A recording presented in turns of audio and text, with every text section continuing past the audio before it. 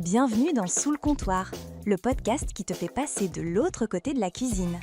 Ici, on parle de ce que tu ne vois pas quand tu viens t'installer à table. Des galères, des rires, des coups de feu et des coups de gueule. C'est la vraie vie des restos. Paris, version brute, ambiance famille. Allez, installe-toi, le service commence. Bienvenue William dans Sous le comptoir, tu vas bien? Salut, ça va et toi? Ça va très bien, ça va très bien. Clément est avec nous, on est en appel, on est en distanciel, on n'est pas en physique dans la même pièce, donc si elle D'accord, on n'est pas exactement dans la même pièce, on est là, on profite du soleil, en même temps on fait une interview, c'est ça qui est bon dans ce comptoir. À n'importe quel moment, à n'importe quel endroit, on écoute nos auditeurs, on écoute nos témoignages. Très bien. ça prouve qu'on bosse. Bon, en tout cas, ravi de t'avoir dans cet épisode avec nous, William, même si on n'est pas en physique. Merci. Ça fait plaisir. Je vais te laisser te présenter en quelques lignes très brièvement, et après on va rentrer dans ton parcours progressivement. Ok, écoutez, moi c'est William, 27 ans, du coup j'habite en région parisienne, à Créteil. Et puis dans la vie, qu'est-ce que je fais? Je fais de la musique, donc depuis quelques années maintenant. J'ai un peu des ça en ce moment, et puis très grand amateur de sport aussi. Je suis un peu un touche à tout, et puis écoutez, je pense que j'ai fait le tour à peu près. Très bien. C'était une courte présentation, on va rentrer plus au fur et à mesure dans le détail, et on pourra plus cerner ta personnalité et ton expérience dans le monde de la restauration pour nos auditeurs. Donc très bien, merci beaucoup pour ça, je vais enchaîner. Est-ce que tu pourrais me raconter comment tu es arrivé dans la restauration rapide? Comment ça s'est passé? Tu as répondu sur comment tu as trouvé? Comment ça s'est passé? Alors, je me souviens, c'était à l'époque, là on parle d'une période bien avant le Covid. C'était donc j'étais jeune, hein, j'avais 18 ans, 19 ans à peu près. Oui. Et du coup, pour le coup, je l'ai fait un peu à l'ancienne, donc j'ai postulé de moi-même. Donc je suis allé vraiment avec mon costume, mon CV, ma lettre de motivation, et je suis allé Très bien. dans le centre commercial de Créteil. Et écoutez, j'avais besoin un peu d'argent à ce moment-là. Je voulais un peu une certaine indépendance financière. Du coup, je me suis dit, pourquoi pas tenter la restauration rapide. Je m'attendais, j'avais pas trop d'attentes à ce niveau-là. J'étais un peu inconnu sur le sujet. Et puis, je suis allé, je me suis présenté au patron, au manager qui m'a reçu et qui m'a rappelé ensuite après le dépôt de mon CV. D'accord. Ça t'a rappelé combien de temps après le dépôt de ton CV? Je dirais peut-être 2 semaines après, je pense. Donc il y avait quand même ils avaient un besoin, quoi. Très bien. Ils recherchaient. Je me souviens qu'ils recherchaient. Tu as commencé assez tôt, à 18 ans. Du coup, c'était de l'argent de poche ou pour des paniers? À cette époque-là, j'étais encore un peu chez mes parents. Qui avaient un salaire, et puis travailler, ne pas rester inactif, et surtout avoir un peu de sous de côté, quoi. C'était ton premier emploi? Non. C'était pas ton premier emploi. Ok. Donc, Non, c'était pas mon premier emploi. Donc, t'en avais déjà fait, c'était ton deuxième, troisième, t'en avais déjà fait plusieurs, en tout cas, déjà lors de à peine majeur, quoi. C'était, je dirais, ma troisième ou quatrième expérience à l'époque déjà. Ok, c'est pas mal déjà. C'est pas mal. Très bien. Merci beaucoup. Est-ce que tu pourrais me décrire ton premier jour, tes premières impressions, et si tu as eu quelques peurs, par exemple? Je me souviens avoir découvert ce monde-là. Du coup, le premier jour où ils m'ont demandé d'arriver, c'était un peu dans une période de rush. Donc, il y avait pas mal de monde. Enfin, vous savez, tout ce qui est restauration rapide, il y a toujours pas mal de monde, pas mal de personnes qui viennent commander en même temps. Et tout de suite, donc, en fait, j'ai eu une manageuse. C'était une dame qui m'a reçu, qui m'a un peu expliqué, fait le tour en fait de l'établissement, comment ça se passe, comment ça marche, quels sont les différents endroits où il faut travailler. Par exemple, débarrasser les tables. Moi, en ce qui me concernait, c'était débarrasser les tables au début. Oui. Puis après, je suis passé progressivement à la prise de commande en caisse. D'accord. Je suis allé en caisse, et puis ça s'est fait assez progressivement. J'ai pu en fait essayer tous les types en fait de travail qu'on peut voir dans la restauration rapide, prise de commande, nettoyage, entretien des locaux. Et est-ce que t'avais quelques appréhensions le premier jour, d'autant plus? Au début, premier jour, j'ai pas fait tout d'un coup, mais premier jour, non, ça s'est fait, on m'a plutôt bien accompagné, ça s'est fait plutôt de manière fluide. Ce que je veux dire, c'est que comme il y a eu un rush, est-ce que ça t'a fait un peu peur, tout ce monde, tout le monde qui court un peu partout? Non, ça, pas spécialement, ok. Non. D'accord, donc tu t'as plutôt bien tenu. Si t'as pas ressenti de stress, ou en tout cas Bon, il y avait une petite part de stress un peu quand même, mais dans l'idée de bien faire toujours. Mais non, sinon le monde, tout ça, ça m'a pas trop impressionné, quoi. D'accord, très bien. Quand tu dis que donc en fait ils t'ont fait une sorte de semaine d'intégration, si on peut dire ça comme ça, où on t'a formé les grandes lignes et au fur et à mesure, est-ce que t'as pu évoluer au niveau de ton poste, puisque t'as commencé serveur, est-ce que t'as pu évoluer au niveau du poste ou peut-être à défaut au niveau des tâches qu'on t'a confiées? Alors peut-être pas au niveau du poste, mais c'est vrai que assez rapidement on m'a demandé d'autres choses, qui a demandé logiquement plus de responsabilités. Comme je disais tout à l'heure, la prise de commande. Donc au départ, ça s'est fait vraiment dans tout ce qui est pratique, dans le sens où débarrasser les plateaux après que ce soit terminé, tout ça, nettoyer. Et puis après, ils ont vu que j'étais plutôt réactif, plutôt pas mal à ce niveau-là, et ils m'ont dit est-ce que tu veux faire de la prise de commande? J'ai fait oui, pourquoi pas. Et puis d'abord, ils m'ont pas tout de suite mis sur le poste en question. Ils m'ont fait passer des sortes de hits, donc pour maîtriser un peu en fait le logiciel, tout ça, et le code de l'entreprise aussi, enfin, tout ce qui est par rapport à l'entreprise. Et puis non, ça s'est fait plutôt rapidement. Et puis surtout la prise de commande, c'était ça qui demandait plus de responsabilité. Donc il faut pas se tromper. Et s'il y a des transferts d'argent aussi, faut bien compter, etc. Prendre la monnaie, etc. Ok, donc en soi, t'as répondu à ma question. C'était quoi tes horaires à peu près? Tu commençais à quelle heure? Tu finissais à quelle heure? Est-ce que tu avais des coupures? Comment ça fonctionne dans ce genre de grandes enseignes de fast-food? Alors, je me souviens qu'au tout début, j'étais très tôt le matin, parce que au départ, ils m'avaient demandé aussi de venir le matin pour faire la mise en place donc, de tout le service en fait de la journée. Oui. Donc il y avait une partie d'inventaire aussi à faire dans les chambres froides par exemple, et la réception des colis aussi en arrière boutique, là où on prend les colis, tout ça. Enfin, oui. Après les horaires, c'était plus du matin, et après ça s'est plus déplacé dans l'après-midi, mais j'ai jamais fini très très tard. Enfin, je finissais plutôt vers 15h, 16h, quelque chose comme ça. Ah, tu commençais donc très tôt, à quelle heure pour terminer à 15h? Je me souviens, j'avais 2 heures de pause, et le matin, c'était demandé de venir vers 7h du matin, vraiment au tout début du service, quand il y a vraiment personne dans le centre, et justement pour faire toute cette mise en place et préparer la journée. Préparer les machines aussi, mettre en route les machines, etc. Quand tu dis 2 heures de pause, t'avais une coupure de 2 heures en gros. Voilà, c'est ça. Après, je revenais pour le service. Ouais. D'accord. Ok, donc si tu devais me résumer dans les grandes lignes, comment tu décrirais donc tes principales missions? C'était la prise de commande, le débarrassage. C'est ça. Ok, donc c'était prise de commande, débarrassage, et puis même j'ai eu l'occasion de faire inventaire aussi des produits. Inventaire des produits. Contrôle des dates aussi, des DLC, les rotations de produits, tout ce qui est la partie hygiène aussi très important dans ce milieu-là. Ouais. Parce que forcément c'est un milieu de consommation intensive. Pas mal de personnes viennent pour s'alimenter, pour manger, donc il y a vraiment des codes d'hygiène très rigoureux à respecter. Et je trouve qu'on m'a bien formé sur ça. Le tout est assez bien agencé, bien ficelé, en tout cas pour quelqu'un qui rentre dans l'entreprise, qui connaît pas, comme moi à l'époque. On m'a bien expliqué par rapport à ça. Ok. Et petit aparté pour moi, j'ai une question. Est-ce que tu savais à quel moment il y avait les livraisons, que ce soit livraison viande, frites? Alors moi, j'avais pas la main mise sur le planning, tout ce qui est planning, planogramme de livraison. Je sais que le manager en fait avait sa feuille avec certainement les dates d'arrivée de livraison. Moi, je venais tout le temps en fait le matin, et puis je réceptionnais les colis qui étaient présents. Je me souviens, c'était surtout le mardi et le vendredi. Donc, c'est 2 jours de la semaine un peu charnières où il y avait des livraisons plus ou moins importantes avec différents types de produits. Par exemple, moi, en ce qui me concernait à Burger King, c'était les pains aussi, les pains des burgers qui arrivent sous forme, sous plastique et tout, frigorifiés. Il faut bien les ranger, etc. Il y avait les steaks aussi, bien sûr. Oui, dégelés. Et voilà, c'est ça, ils étaient gelés, donc il fallait bien les inventorier et les ranger surtout de manière hygiénique dans la chambre froide. Ouais, c'est bien, c'est assez détaillé. Ok, très bien.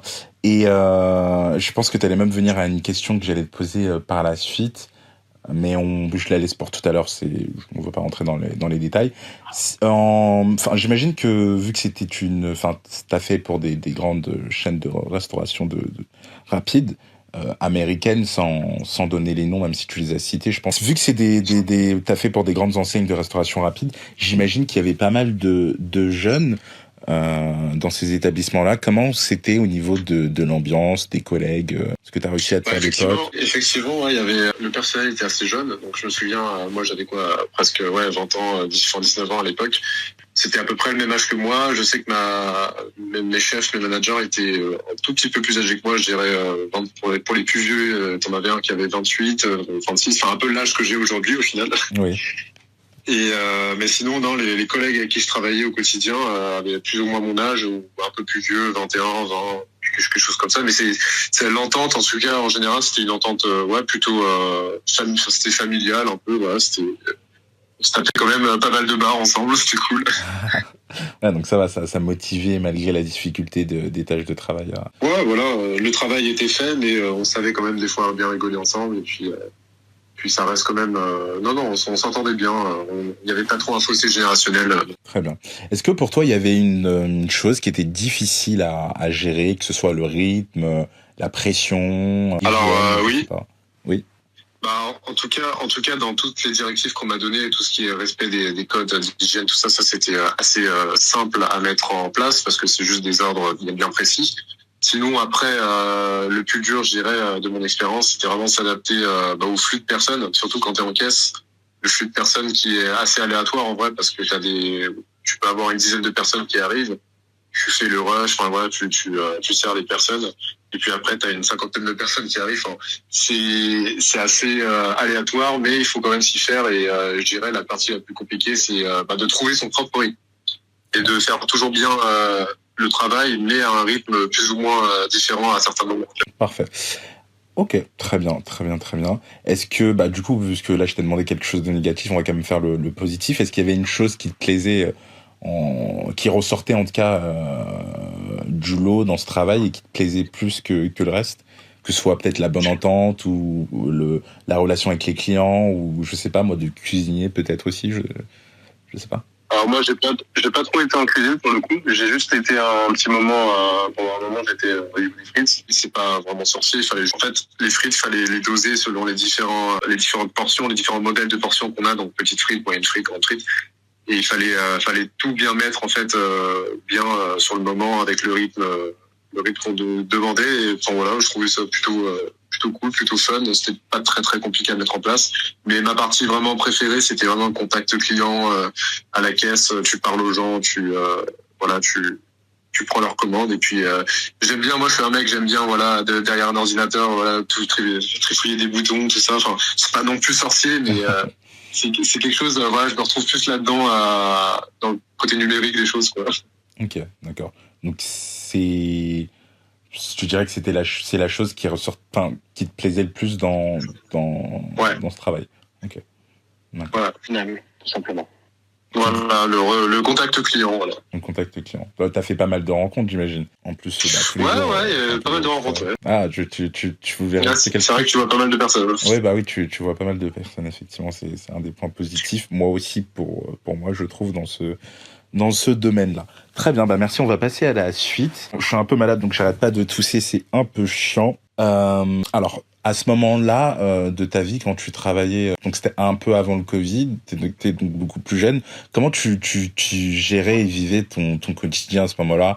Est-ce que t'allais en cours, plus le travail, plus les amis, plus la famille, plus tes projets personnels, plus la musique? Est-ce que t'arrivais à gérer ton quotidien et peut-être même t'étais en couple à ce moment-là, donc plus gérer une relation en couple? Est-ce que t'arrivais à garder les pieds sur terre et est-ce que c'était pas trop intense? Est-ce que tu le vivais bien? Alors non, franchement, je le vivais plutôt bien.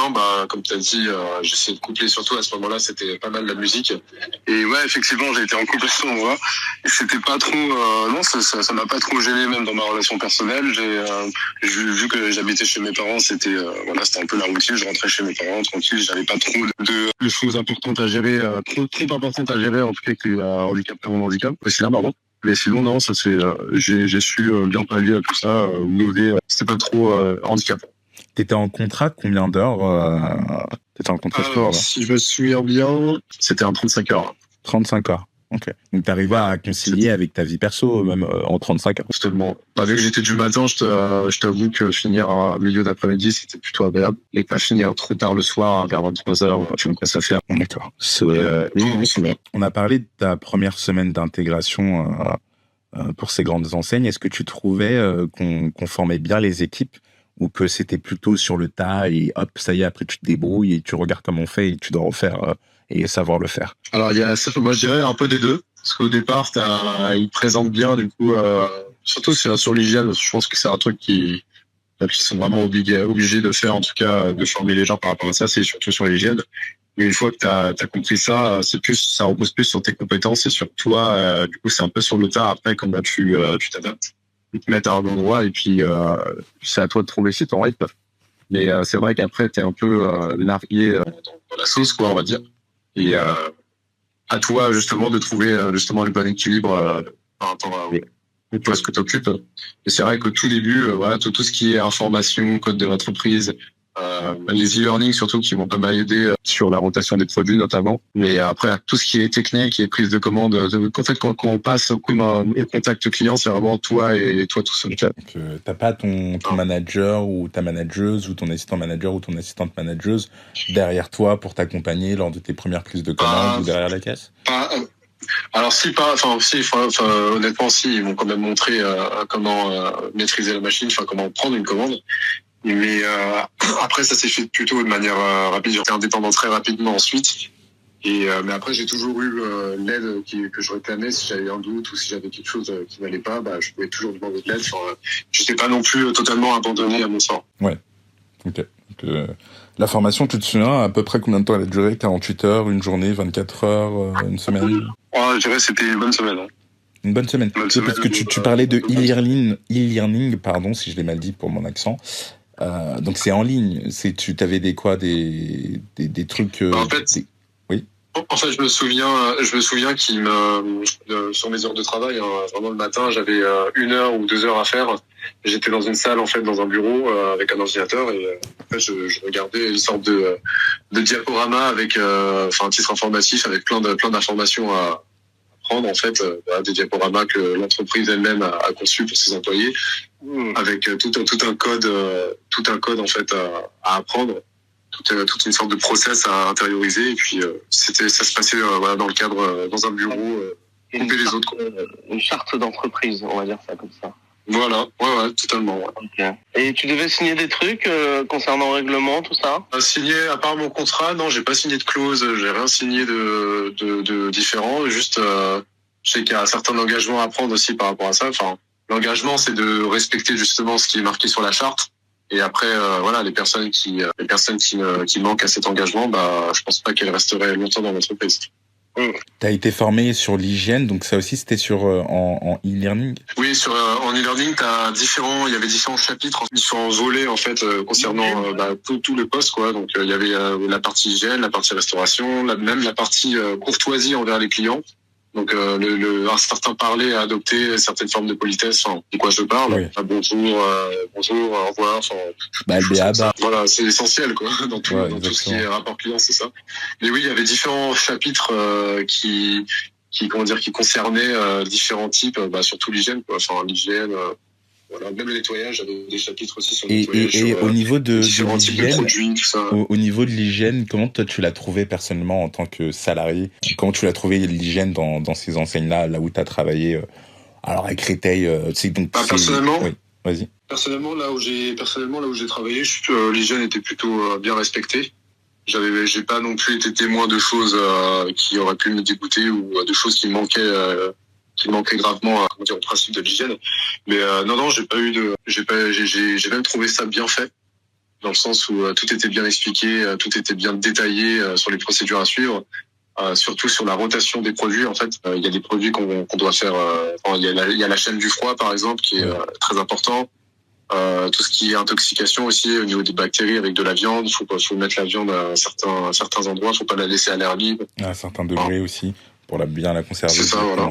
Non, mais ok, d'accord, très bien. Et t'as reçu un certificat par rapport à ça? Très satisfaisant. Un certificat avec un truc ou non? Alors, non, j'ai Non, j'ai pas eu de certificat par rapport à ça. Je sais que c'était une formation en interne, c'est un truc en interne et du coup, lors de la validation de ces e-learning, l'entreprise avait déduit que du coup que j'étais apte à poursuivre et que j'étais au courant de tout ce qu'il fallait suivre en fait dans le cadre de l'hygiène et dans le cadre de l'entretien en fait au quotidien.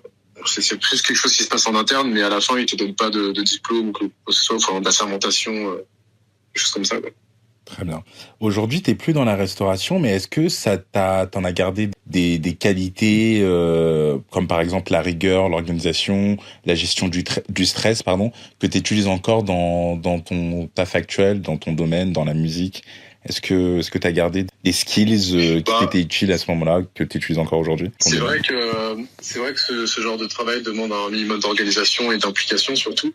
Je trouve que quelque chose que j'ai gardé peut-être c'est je dirais oui comment agencer quelque chose en fait dans le sens de prendre une information et la rendre la plus efficace possible.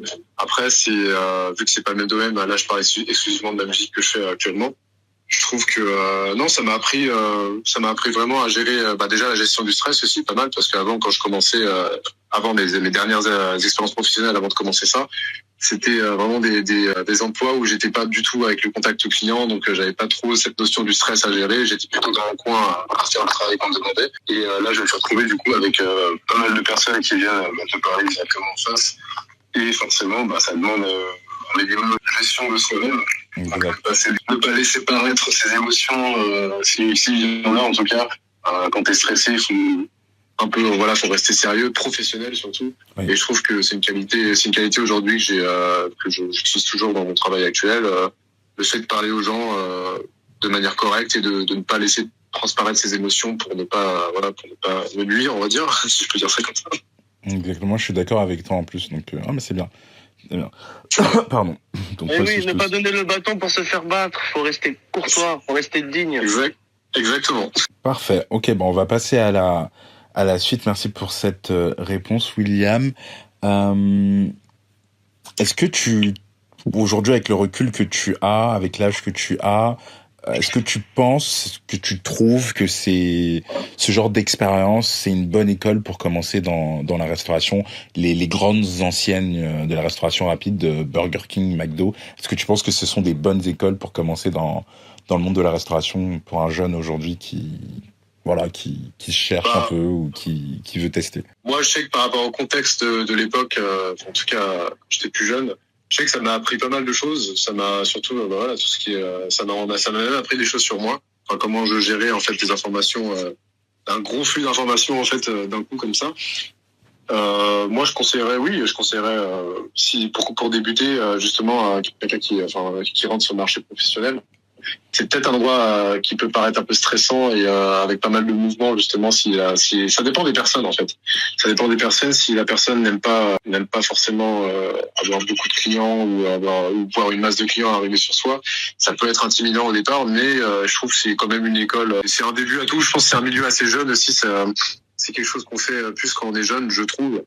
Quand on a plus d'énergie ou de détermination à mettre là-dedans. Mais sinon, non, il y a des points positifs. Après, aujourd'hui, je ne connais pas le contexte, si ça a changé. En tout cas, si les directives sont les mêmes ou si les demandes, les besoins sont les mêmes. Oui. Mais je sais que j'en garde un souvenir plutôt bon, mais j'aurais peut-être pas continué à faire ça toute ma vie non plus. Et justement, c'était pas ma question suivante, mais pourquoi, d'après toi, t'aurais pas, parce que tu portes un amour sur autre chose, ou t'avais envie d'autre chose comme la musique, c'est pour ça ou pour d'autres raisons? Ouais. Ok, d'accord, très bien. Honnêtement, j'étais déjà parti avec l'idée en fait quand j'ai postulé, j'étais parti avec l'idée de faire ce travail parce que j'avais besoin d'argent, je vais pas te mentir. J'avais besoin d'argent et je me suis dit c'est pas non plus un emploi qui demandait pas mal de réflexion sur soi, de professionnalisme aussi dans le sens où il y avait pas mal de qualités à mettre en œuvre. Il ne pas y avoir un certain CV, vous voyez ce que je veux dire, ouais. Un CV qui avait pas mal d'études, de diplômes requis. Je trouve que tout le monde peut accéder à ce genre de travail.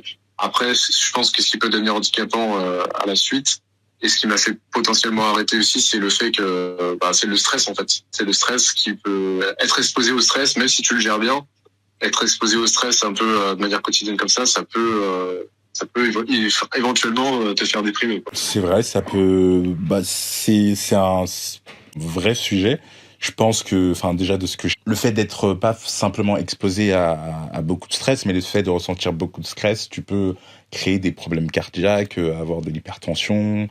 Par exemple, voilà, ouais. donc ça dépend ça dépend à quel niveau, mais tu peux avoir des problèmes, des maladies de santé par rapport Tu au perds les stress. cheveux, t'as la calebasse. Tu peux commencer, alors je sais pas si c'est trop génétique aussi ou si ça peut être lié, mais Oui, mais tu après, peux avoir de des toute façon, problèmes de perte de cheveux dus au stress, c'est vrai. Je crois qu'il y a un mot pour ça, c'est des trous dans la même tête, les des cheveux blancs. À collabres. notre âge, on a des cheveux blancs. Moi, j'ai des cheveux blancs maintenant.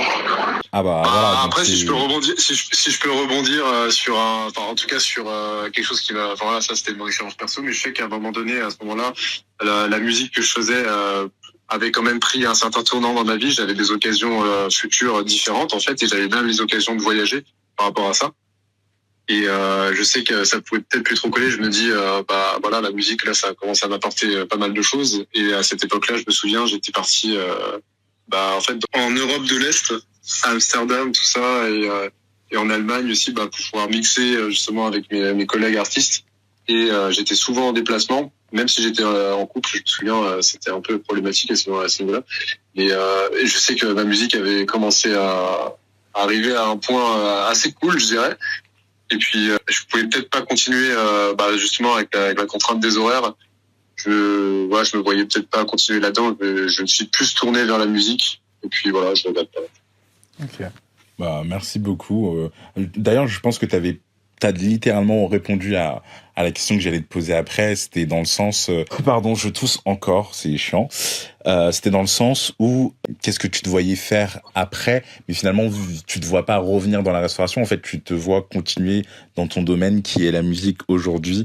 Ouais. Je sais pas si tu as précisé quel type de musique, mais en tout cas, qui est la musique aujourd'hui et vivre de ton art et finir avec ton art. Voilà, je sais pas si c'est clair ce que je suis en train de dire, mais tu as répondu à ma question. T'as répondu à ma question en soi suivante. Aujourd'hui, pour répondre à ce que tu m'as dit, non, très honnêtement, je me vois pas retourner là-dedans parce que justement, j'ai ce bagage de l'époque.